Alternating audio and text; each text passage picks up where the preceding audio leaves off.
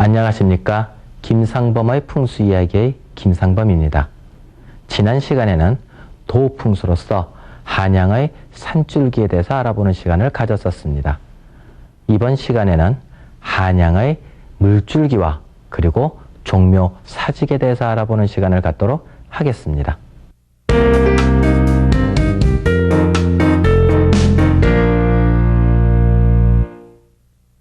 자, 풍수다. 풍수지리. 요 풍은 장풍이다. 이것의 줄임말이고요. 수는 득수다.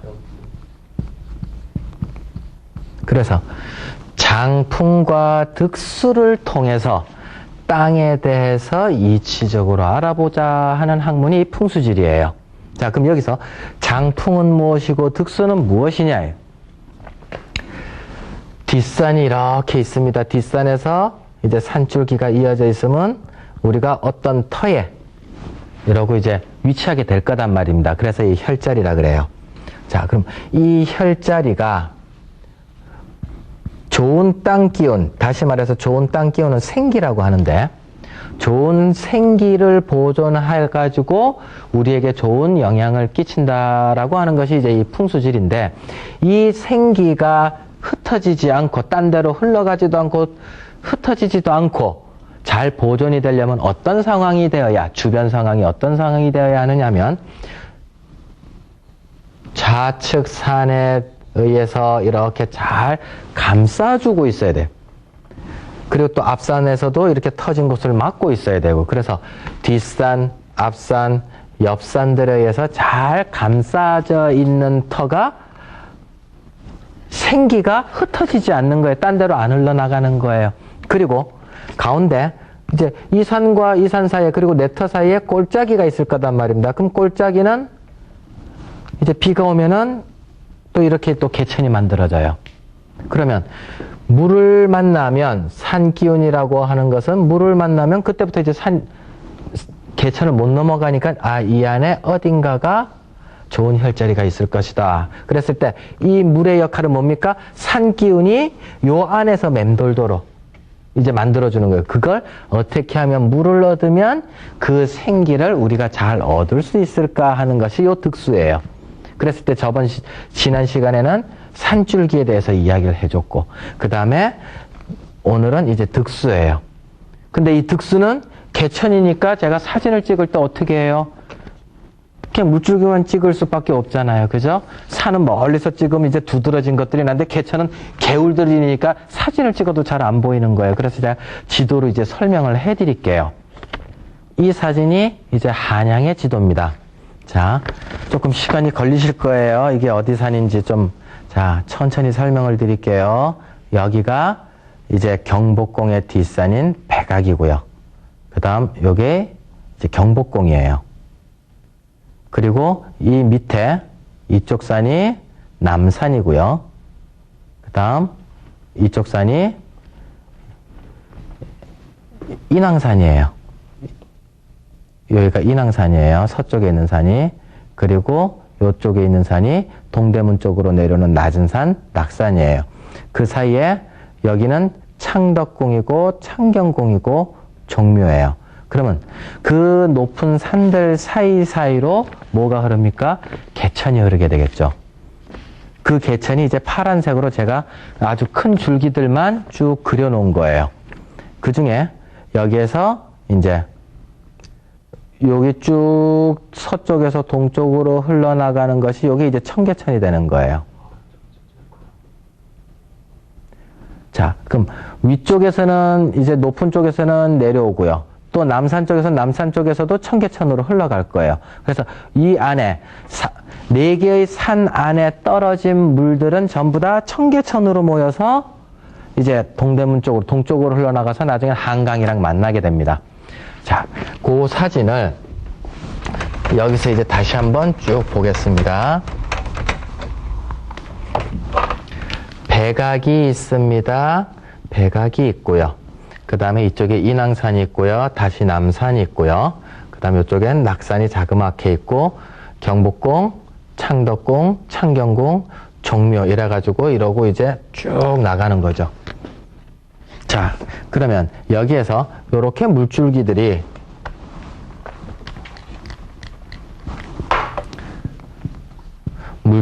만나고 물줄기들이 만나고 또 물줄기들이 만나고 여기서도 물줄기들이 쭉 만나요.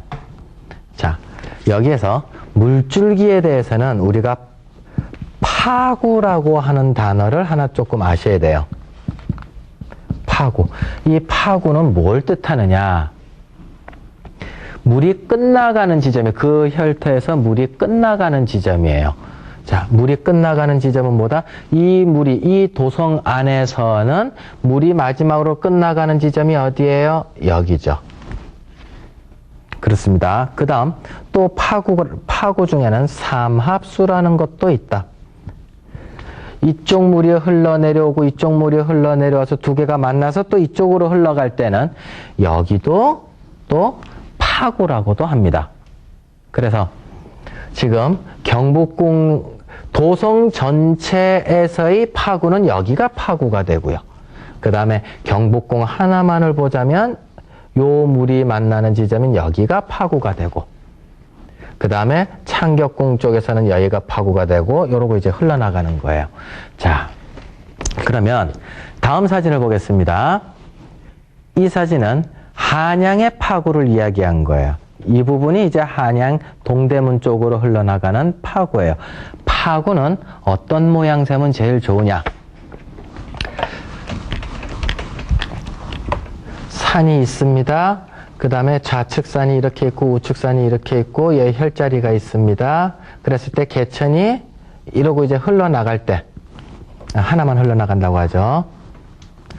이렇게 흘러나갈 때 여기서 볼 때 물이 안 보이는 지점, 물이 끝나가는 지점이 이게 이제 파구거든요. 요때 이 파구의 모양이 싹 하면서 조금씩 하다가 산과 산 사이로 싹 없어지는 걸 좋아해요.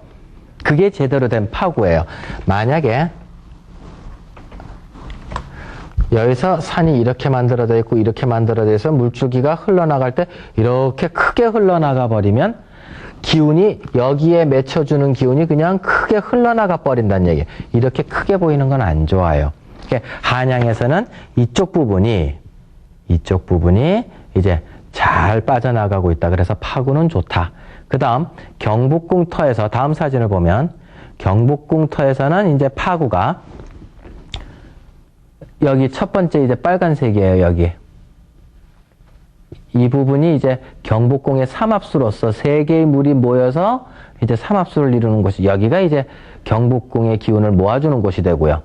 그 다음에 요 가운데 있는 요 빨간 쪽이 창덕궁에 대한 파구가 되는 거예요. 그래서 창덕궁의 물줄기를 보호해주는 곳이 되고요. 그 다음 맨 위쪽에는 성균관과 문묘가 있는 곳이에요. 여기에도 또 삼합수가 돼가지고 산기운을 잘 모아주는 곳이에요. 그러면 가장 중요한 건물들은 다 어디에 들어가 있다? 파구가 끝나는 곳, 삼합수가 끝나는 곳은 곧 뭐다? 좋은 기운이 그 앞에서 모여주고 있으므로, 그 안에서 모여주고 있으므로 꼭 파구나 삼합수들이 다 쭉 그 앞에 위치들을 하고 있더라. 자, 다음 사진을 보겠습니다. 이 사진은 청계천이 어디라 했습니까? 청계천이 가운데 일자로 쭉 한일자로 옆으로 뻗은 게 이게 이제 청계천이에요. 근데 우리 한국의 정세는 뭐가 있어요? 배산임수라고 하는 원칙이 있죠. 배산임수. 뒤에는 산이고 앞에는 물을 임하라. 배산임수. 뒤에는 산이 있어야 돼요. 그리고 앞쪽은 이제 저절로 물줄기가 흘러나가야 된단 말입니다. 그러니까 이쪽에 사는 사람들은 배산이 어디예요? 이게 배산이 되어 있죠. 뒷산이고 앞쪽으로 경사가 낮아져서 청계천이 흐를 거예요. 그 다음 이쪽 팀은 어떻게 됩니까? 인왕산 쪽의 기운이 높은 데서 내려오니까 이쪽이 배산이 되고 물줄기 쪽 이쪽이 이제 임수가 되는 거예요. 남산 쪽에 있는 사람들은 이쪽이 배산이 되고 북쪽으로 낮아지니까는 이쪽이 이제 임수가 되는 거예요. 청계천이 제일 낮은 쪽만 골라서 물이 흘러내려가잖아요. 그러니까 배산임수 원칙을 따진 우리 민족이다 보니까 풍수에서는 그렇게 보니까 위쪽에 살던 마을 북촌 같은 경우는 북촌 남촌이라 그럽니다. 잘 살던 사람 북촌 양반들, 그 다음에 조금 직급이 낮은 사람이거나 뭐 상인이나 중인들이 살던 곳은 남촌이라 그래요. 이 동네에 살던 지도들을 보면은 이름들이 전부 다 뭐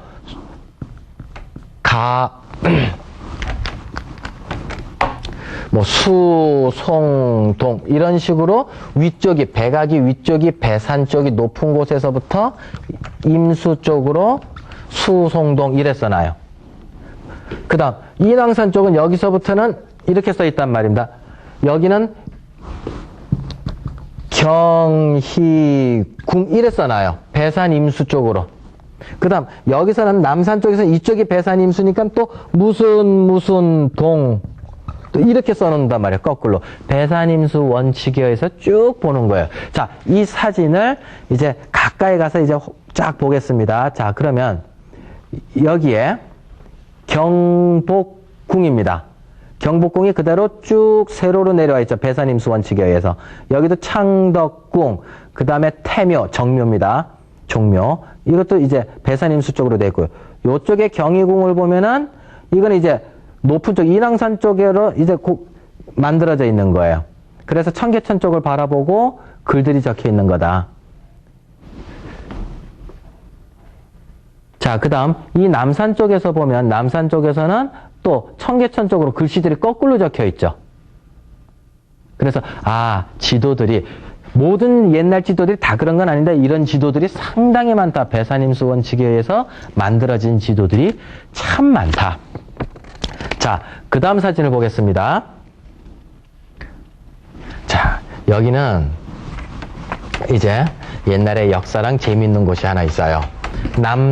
지금 사진을 한번 보십시오. 남소문이라고 하는 것이 있어요. 남소문은 동대문과 남대문,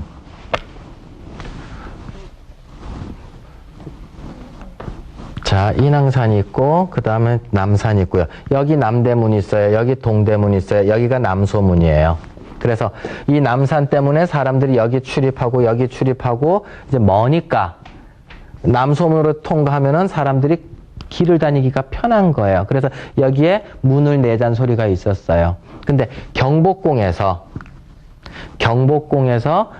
이제 세조 때 이 남소문을 냅니다. 근데 내자마자 첫째 아들 왕세자, 의경세자가 죽어버려요. 그리고 예종 때 이 사건이 불거져 나오는 거예요. 예종도 자꾸 몸이 아프고 그러니까 왜 그러냐 그러니까 이 남소문은 경복궁에서 바라봤을 때 황천살에 해당하므로 황천 간다는 살이에요. 황천살에 해당하므로 이 문 때문에 의경세자가 죽었고 예종이 지금 병이 편찮으시옵니다. 그러니까 빨리 폐쇄시키옵시다는 거예요. 황천살은 이 폐차를 가지고 이제 찾는 거예요. 그래서 자기 형도 죽었죠? 그 다음에 자기도 아프죠? 그래서 자기 아버지가 백성들을 위해서 만들어 놓은 것을 폐쇄시켜버립니다. 그래서 이 남소문이 또 폐쇄 쭉 되어 내려오다가 숙종 때, 숙종은 어디서 왕노릇을 했느냐? 창덕궁에서 이제 왕노릇을 해요. 근데 이때 한번 또 불거집니다. 허적이라고 하는 대신이 백성들이 많이 불편하옵니다. 그래서 이 남소문을 다시 열어주십시오 하고 이걸 간청을 해요. 이것 때문에 이제 당쟁 싸움이 또 한번 피비린 나게 벌어집니다. 무슨 말이냐? 허적이라고 하는 사람은 당파 중에서도 남인에 속해요. 남인. 남쪽은 조금 이제 어려우실 수 있습니다. 오행 중에 화라고 하는 기운이 강하죠. 근데 허적이 이랬을 때 김석주라고 하는 사람은 이때 서인에 해당됐어요. 서인은 오행상으로는 목화토금수라고 하는 오행상으로는 금의 기운에 속합니다. 이 사람은 반대하는 거예요. 이 당파는. 그래서 이쪽은 문을 열자, 남소문을. 김석주는 문을 닫자. 이 논리를 가지고 이제 당쟁 싸움이 크게 벌어집니다. 열어야 되느냐 말아야 되냐. 숙종 이쪽으로 옮겨왔을 때 창덕궁에서 봤을 때는 남소문을 연다는 거는 황천살엔 안 걸려요. 경복궁에선 걸렸어요. 여기서 남쪽에 해당되기 때문에 여긴 안 걸린단 말이에요. 그럼 허적이 문을 열자는 건 뭐였다? 남쪽에 문을 열으면 화의 기운이, 남쪽에 뜨거운 기운이, 화의 기운이 들어와서 자기네들이 득세한다는 거지. 근데 서인 입장에서는 어떻게 되느냐? 우리 상생상극이라는 거 들어보셨죠? 상극 중에 화는 금을 극한다라고 하는 논리가 있어요. 금을 극한다. 누른다는 얘기죠. 그러니까 서인 입장에서는 이 화기가 들어오면 자기네들 서인 입장인 금기운이 당한다 이거예요. 그래서 이 남소문을 폐쇄합시다 이러는 거예요. 그래서 이거 가지고 또 남소문이 열렸다 닫았다 이런 논의들이 아주 많았다. 그럼 이 남소문을 열다 이거를 황천살을 막아야 되겠다는 거예요. 근데 여기에 풍수 인테리어, 이 황천살 기운이 들어오지 않게끔 풍수 인테리어를 하죠. 경복궁에서. 요게 이제 고종 때 다시 그래요. 고종 때. 요때 여기 만들어진 이름이 뭐다? 뭘로 막아야 되잖아요. 황천살 들어오니까. 그것이 소나무로라도 뭔가 막고 살아야 되겠다 해가지고 송현동이라고 만들어져요. 소나무 고갯동네다. 그 다음 여기에는 또 뭐예요? 여기는 수송동이라고 만들어져요. 목숨 숫자에 또 소나무 송자를 써서 수송동이다. 그래서 또 소나무를 가지고 황천살 들어오는 거를 경복궁에선 막자. 이런 것들이 또 한양에선 있었습니다.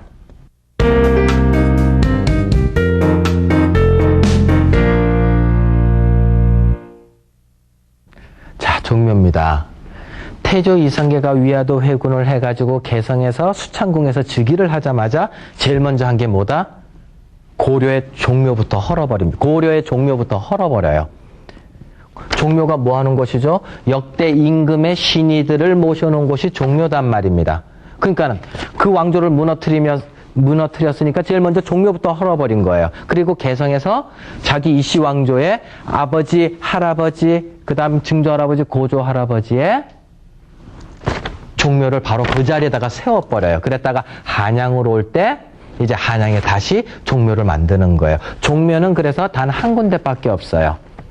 근데 사직은 뭐 하는 것이냐? 우리가 종묘 사직의 고하나이다 이런 소리 이제 많이 하죠. 종묘는 신의를 모신 곳이고 사직은 여기서 사는 땅의 신이에요. 토지의 신이에요. 그 다음에 직이라고 하는 것은 곡식의 신이에요. 오곡백과의 신이에요. 그래서 사직의 이거는 땅 산신령에게 제사를 지낸다는 뜻이에요. 그래서 이 두 개가 궁궐과 같이 지어집니다. 자, 그러면 항상 이 예제에 어떻게 되느냐? 좌묘, 우사. 좌측에는 좌묘, 종묘를 놓고 좌묘.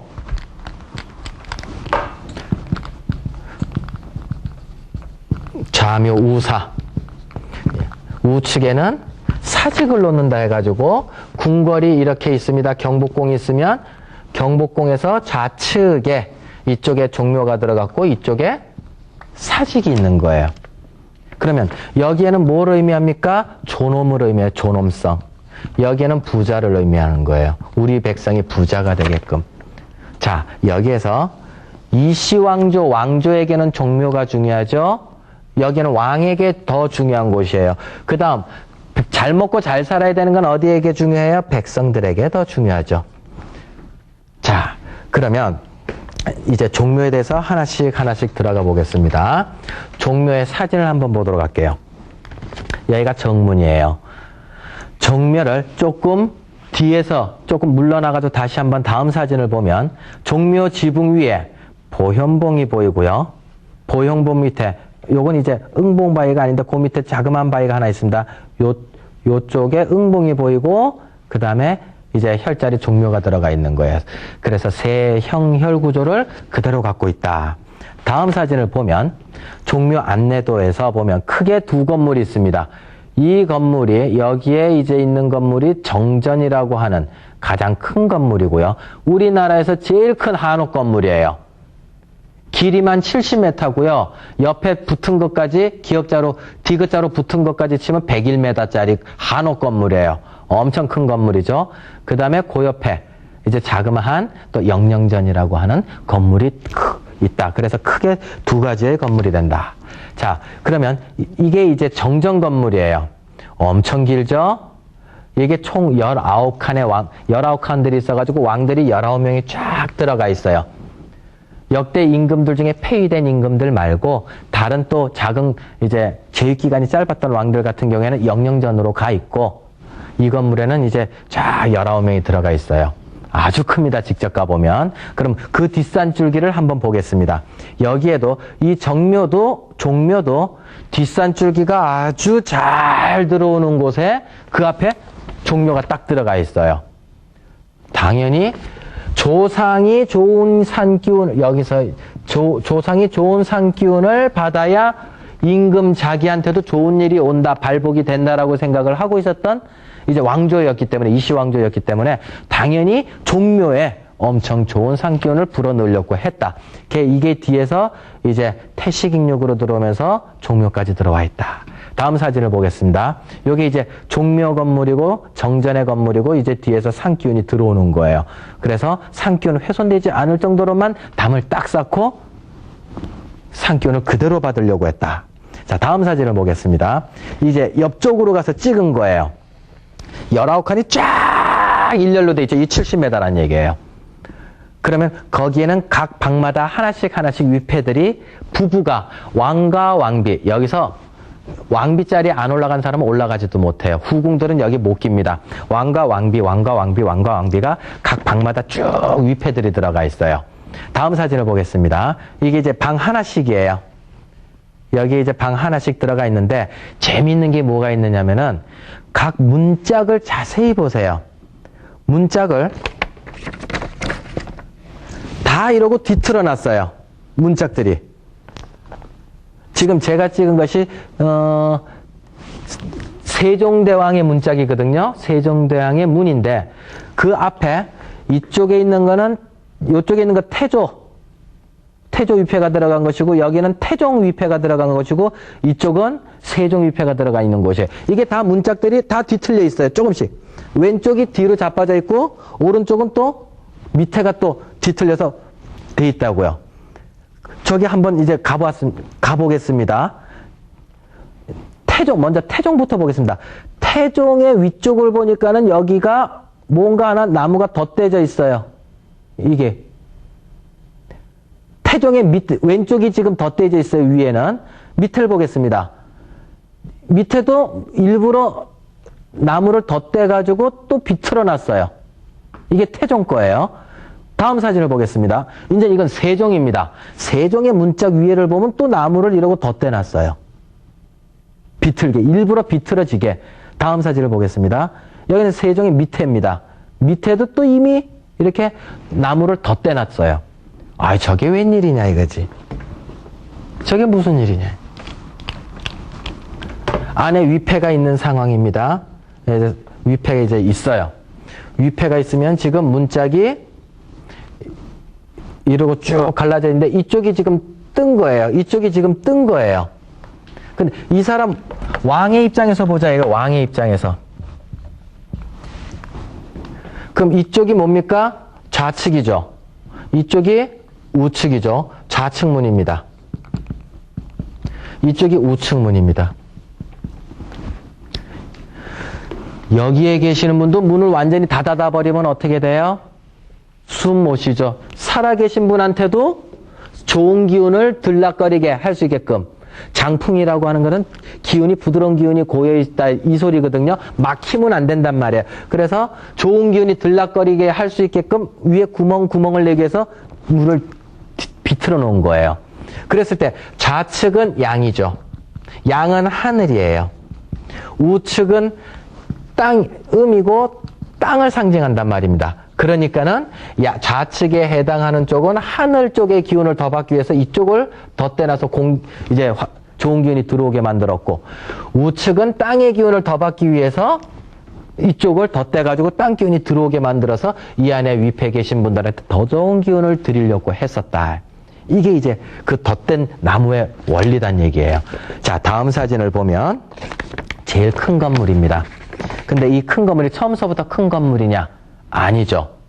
조금씩 늙혀 나간 거예요. 그래서 맨 처음엔 7칸이었다가 그 다음에 광해군 때 4칸을 늘리고 그 다음 영조 때 4칸을 늘리고 그 다음에 헌종 때 또 4칸을 늘려서 지금 총 19칸이 돼서 자꾸 늘어난 거다.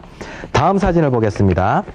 그거 앞당기니까는 중앙에 이제 중앙계단이에요. 그럼 이 중앙계단이 맨 처음에 어디 있었겠어요? 옆에 있었겠죠. 그래서 옆으로 자꾸 늘리다 보니까는 정전의 건물도 7칸 돼서 또 늘려서 또 4칸 늘리고 또 4칸 늘리고 또 4칸 늘린 거예요. 그럼 중앙계단도 여기 있다가 자꾸 중앙계단도 늘어나는 거예요.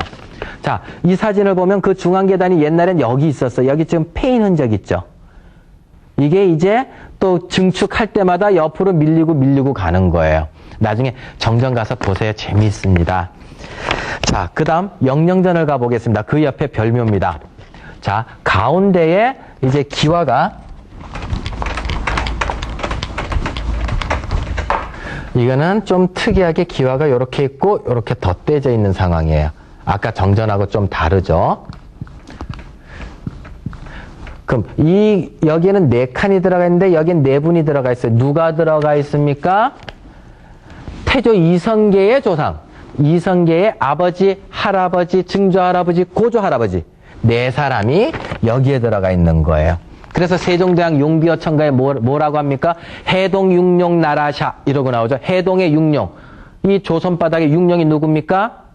도조, 익조, 목조, 환조라고 해서 이성계의 고조할아버지, 증조할아버지, 할아버지, 아버지, 이성계, 자기 아버지 이방원.